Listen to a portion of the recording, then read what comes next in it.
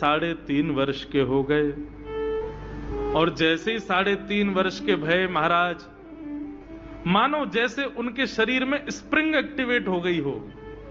इतना ऊधम मचाते हैं, इतना ऊधम मचाते हैं, पूरी गोकुल की नाक में दम कर रखा ठाकुर जी ने। यशोदा मैया ने लाल जी को नूपुर पहना रखे। सवेरे जैसे ही ठाकुर जी उठते हैं, नूपुरों की आवाज आती है तो यशोदा मैया तुरंत रसोई घर से दौड़ के जाती है लाला के पास। लेकिन ठाकुर जी इतने चतुर हैं, यमुना तट पर जाते हैं और नूपुरों में बालू भर लाते हैं कि कल नूपुर आवाज नहीं करेंगे, सुबह उठ के हम घर से भाग जाएंगे कहीं और, मैया को पता ही ना चलेगी। ऐसा उधम मचा में अब ठाकुर जी वो लीला कर रहे हैं जिस लीला पर देवताओं को भी विश्वास नहीं हो रहा है। ऐसी लीला ठाकुर जी कर रहे हैं कि किसी को भरोसा ही नहीं हो रहा कि जगत नियंता जगदाधार ये कर सकता है। बोले ठाकुर जी क्या करते हैं? बोले ये मत पूछो क्या करते हैं, यूं कह रहे हैं क्या नहीं करते। जो माता पिता अपने बालकों को बहुत ऊधमी समझते हैं, बहुत बड़ी कृपा है ठाकुर जी की कि आपके घर ठाकुर जी जैसे ऊधमी बालक नहीं है। ऊधमों के सिरमौर हैं ठाकुर जी। कैसा ऊधम मचाते हैं? नहा धो करके ठाकुर जी सवेरे तैयार होते हैं, सबसे पहले गैयाओं के पास जाते हैं। मैया कहवे लाला नहा धो के सबसे पहले गैयान को प्रणाम करवे जा, गैयान को स्पर्श कर फिर कछु करियो। ठाकुर जी गैयाओं को प्रणाम करने जाते हैं। जैसे ही देखते हैं कि कोई गैया बैठी है, सो ठाकुर जी कहें अरे मैया या गैया को आलस आ गयो, या को आलस दूर कर दूं। सो बैठी हुई गैया के ठाकुर जी सींग पकड़ लेते हैं और सींग पकड़ करके अपनी ओर खींचते हैं। दूसरी तरफ से सींग बलराम जी पकड़ लेते हैं। अब ऐसे सींग पकड़ करके ऐसे ऐसे गैया के सींग हिलाते हैं।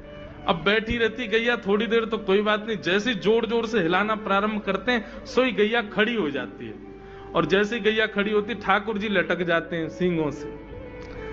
अब ठाकुर जी को तो बढ़िया झूला बन गया, गैया की सींगन पे झूल रहे हैं। थोड़ी देर तो गैया इधर से उधर ठाकुर जी को झुलाती रहती है, लेकिन थोड़ी देर बाद जैसे ही ठाकुर जी की पकड़ कमजोर होती है, गैया को पता चल जाए कि अब लाला गिरवे वार होए, तो गैया भी इतनी चतुर कि वो गोबर में ही जाके खड़ी हो गए।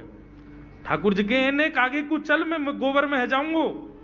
गैया के ना अब तो मैं यही खड़ी रहूंगी, तुम गोबर में ही गिरो।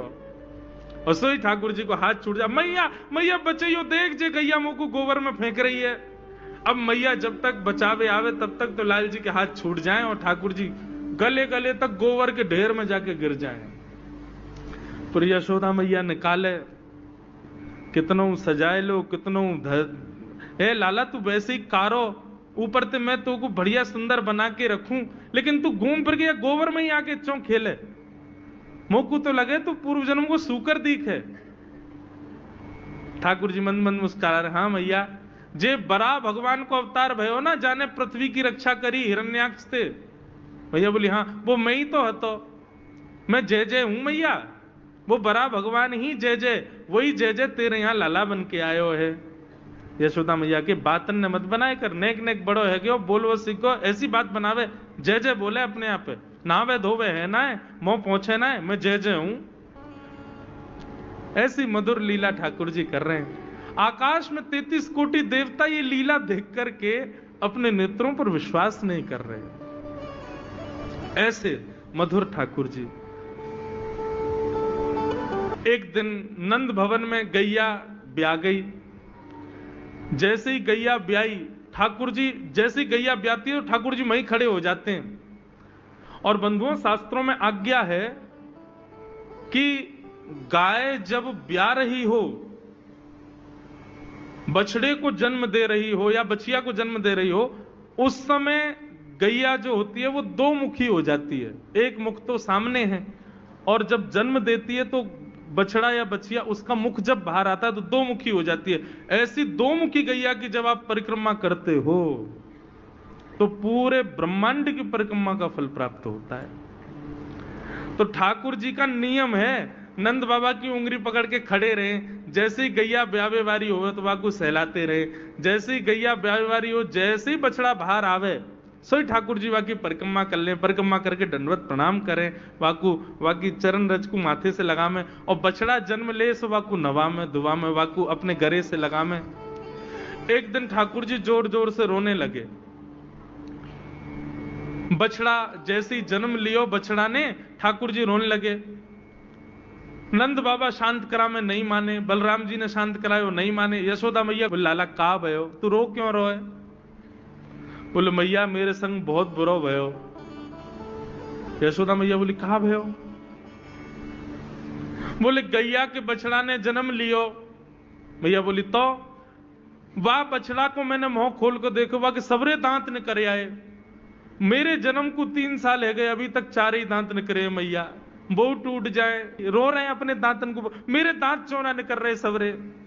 वाह बछड़ा के जन्म लेती सबरे दांत आ गए, मेरे दांत चौने ही आ रहे हैं।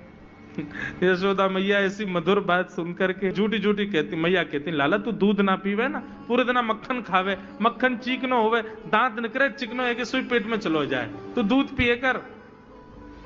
चोटी पकड़ के रोते मैया मेरी चोटी चौना भर रही। बलराम की चोटी देखो कैसी नागिन जैसी चोटी है वाकई, और मेरी चोटी कैसी है मैया, नेक सी पतरी सी। मैया बोले लाला तू दूध ना पीवे, दूध ते चोटी बड़े। बलराम देखिए ऐसा जग भर के दूध पीवे। सो ठाकुर जी दूध को पात्र हाथ में ले में, अपनी चोटी खोल ले में, और फिर चोटी पकड़ करके दूध पी में, और दूध पीते पीते नापते रहे कितनी बड़ी भई कि ना भई अभी। ऐसी मधुर लीला ठाकुर जी करते हैं। ऐसी लीलाएं हैं ठाकुर जी की कि उन लीलाओं को सुनकर के जो ज्ञान के मार्ग को नहीं समझ पाते, जो वैराग्य के मार्ग को नहीं समझ पाते, जो ज्ञान और वैराग्य से ठाकुर जी को प्राप्त नहीं कर पाते, वो इन लीलाओं से ठाकुर जी के हो ही जाएंगे।